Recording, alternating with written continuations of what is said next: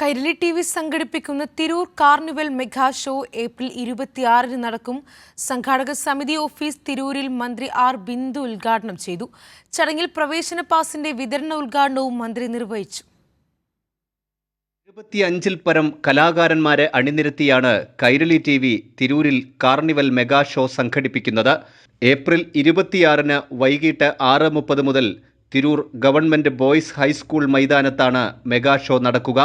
സംഘാടക സമിതി office police line പരിസരത്ത് മന്ത്രി ആർ ബിന്ദു ഉദ്ഘാടനം ചെയ്തു. കൈരളി TVയുടെ ആഭിമുഖ്യത്തിൽ മലപ്പുറം ജില്ലയിൽ തിരൂരിൽ നടത്തുന്ന കാർണിവലിന് ഹൃദയം നിറഞ്ഞ ആശംസകൾ നേരുന്നു. പട്ടുറുമാൽ പരിപാടി ഉൾപ്പെടെ നിരവധി കലാപരിപാടികൾ ചേരുന്ന വലിയ സാംസ്കാരികോത്സവമായിട്ടാണ് കാർണിവൽ സംഘടിപ്പിക്കുന്നത്.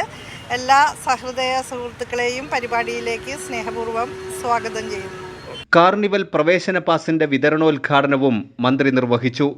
Swiss edtech founder and CEO CP Muhammad Haris ആദ്യ പാസ് ഏറ്റുവാങ്ങി.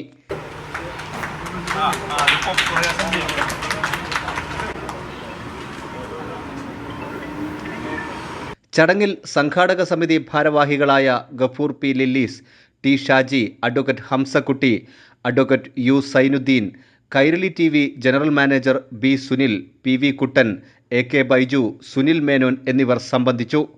കൈരളി ന്യൂസ്, മലപ്പുറം.